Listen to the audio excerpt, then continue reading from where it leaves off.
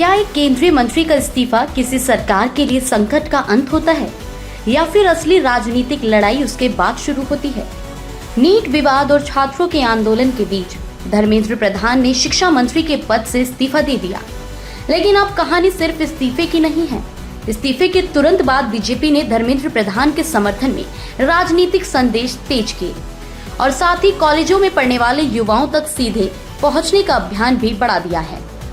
सवाल है, क्या बीजेपी छात्रों के गुस्से को संवाद के जरिए शांत करना चाहती है या फिर ये आने वाले चुनावों से पहले युवाओं के बीच अपनी राजनीतिक पकड़ मजबूत करने की बड़ी रणनीति है?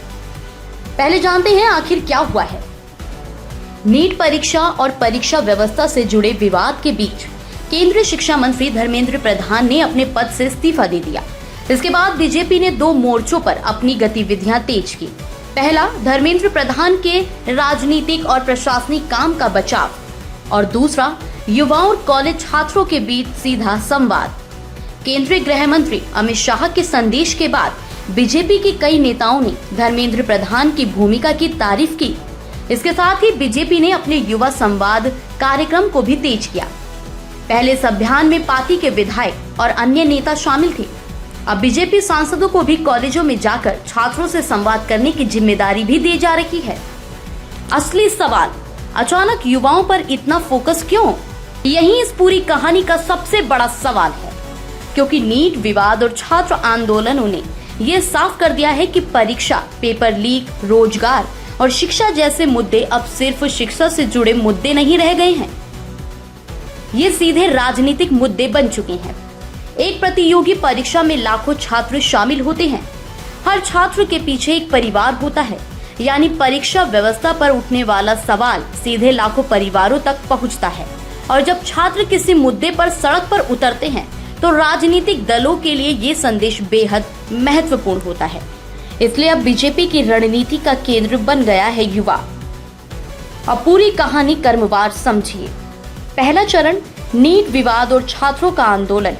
नीट परीक्षा को लेकर पेपर लीक, परीक्षा प्रक्रिया और परिणामों से जुड़े सवाल उठे। छात्रों और विपक्षी दलों ने परीक्षा व्यवस्था में पारदर्शिता और जवाबदेही की भी मांग की। दूसरी ओर बीजेपी और सरकार की ओर से आंदोलन के राजनीतिकरण पर सवाल उठाए गए। यानी एक तरफ छात्रों के सवाल थे, दूसरी तरफ सरकार और विपक्ष के बीच राजनीतिक टकराव। यहीं से ये मुद्दा सिर्फ परीक्षा तक सीमित नहीं रहा। दूसरा चरण, धर्मेंद्र प्रधान का इस्तीफा। इसके बाद केंद्रीय शिक्षा मंत्री धर्मेंद्र प्रधान ने इस्तीफा दे दिया। ये राजनीतिक रूप से बड़ा कदम था, क्योंकि शिक्षा मंत्रालय सीधे तौर पर परीक्षा व्यवस्था, प्रतियोगी परीक्षाओं और छात्रों के भविष्य से जुड़ा हुआ है। लेकिन इस्तीफे के बाद बीजेपी ने इसे केवल राजनीतिक नुकसान के रूप में पेश नहीं होने दिया। पार्टी नेताओं ने धर्मेंद्र प्रधान के काम और भूमिका की सार्वजनिक रूप से तारीफ शुरू की। केंद्रीय गृह मंत्री अमित शाह के संदेश के बाद पार्टी के कई नेताओं ने भी धर्मेंद्र प्रधान के समर्थन में बयान दिए। यानी पार्टी के सामने चुनौती थी। इस्तीफा भी हुआ, लेकिन सरकार की छवि पर इसका असर कितना होगा? डैमेज कंट्रोल या युवा संवाद। अब बीजेपी का फोकस सीधे युवाओं पर है। पार्टी के सांसद कॉलेजों में छात्रों से संवाद कर रहे हैं। युवाओं से शिक्षा, रोजगार और प्रतियोगी परीक्षाओं से जुड़ी मुद्दों पर बातचीत भी की जा रही है। यहाँ सवाल ये है, क्या ये केवल सरकार की योजनाओं को बताने का कार्यक्रम है या फिर नीट विवाद के बाद युवाओं के बीच बने राजनीतिक असंतोष को कम करने की कोशिश? बीजेपी के लिए ये सवाल इसलिए भी महत्वपूर्ण है क्योंकि युवा मतदाता चुनावी राजनीति में बड़ी भूमिका निभाते हैं। युवा सिर्फ वोटर नहीं है, वे सोशल मीडिया पर राय बनाते हैं, वे आंदोलनों में शामिल होते हैं और कई बार वे अपने परिवार और आसपास के लोगों के राजनीतिक रुख को भी प्रभावित करते हैं। इसलिए कॉलेज कैंपस अब राजनीतिक संवाद का महत्वपूर्ण मैदान बन चुका है। सड़क पर आंदोलन के साथ साथ सोशल मीडिया पर भी दोनों पक्षों की राजनीतिक लड़ाई दिखाई दी। बीजेपी की ओर से आंदोलन से जुड़े कुछ युवाओं के आपत्तिजनक बयानों के वीडियो भी साझा किए गए। वहीं परीक्षा परिणाम और परीक्षा व्यवस्था के समर्थन में भी सोशल मीडिया पर सामग्री जारी की गई। बीजेपी का तर्क रहा कि आंदोलन को राजनीतिक रूप दिया जा रहा है। दूसरी ओर विपक्षी दलों और आंदोलन से जुड़े पक्षों का कहना रहा कि छात्रों के सवालों का जवाब दिया जाना चाहिए। यानी एक ही मुद्दे पर दो अलग अलग नैरेटिव तैयार हुए। एक तरफ छात्रों के सवाल तो दूसरी तरफ आंदोलन की राजनीतिक मंशा पर सवाल, और सोशल मीडिया इसी पूरी लड़ाई का सबसे बड़ा मंच बन गया। अब बात करते हैं जनता और छात्रों पर इसका क्या असर होगा। अब सबसे महत्वपूर्ण सवाल, इस पूरी राजनीतिक रणनीति से छात्रों को क्या मिलेगा? अगर युवा संवाद सिर्फ राजनीतिक भाषणों तक सीमित रहता है तो छात्रों के मूल सवाल वही रहेंगे। छात्र जानना चाहते हैं पेपर लीक की घटनाएं कैसे रुकेंगी, परीक्षा व्यवस्था कितनी पारदर्शी होगी, अगर किसी परीक्षा में गड़बड़ी होती है तो जिम्मेदारी किसकी होगी, लाखों छात्रों के भविष्य की सुरक्षा कैसे होगी। इन सवालों का जवाब सिर्फ सोशल मीडिया अभियान या कॉलेज संवाद से नहीं मिलेगा। इसके लिए परीक्षा व्यवस्था में ठोस सुधार जरूरी होगा। फायदा किसे हो सकता है? अगर सरकार और राजनीतिक दल छात्रों की वास्तविक समस्याओं पर गंभीरता से काम करते हैं तो इसका फायदा छात्रों और अभिभावकों को होगा। नुकसान किसे हो सकता है? तो बता दें कि अगर छात्रों के मुद्दे केवल राजनीतिक आरोप प्रत्यारोप तक सीमित रह गए तो सबसे बड़ा नुकसान उन छात्रों का होगा जो वर्षों की मेहनत के बाद प्रतियोगी परीक्षाओं में शामिल होते हैं।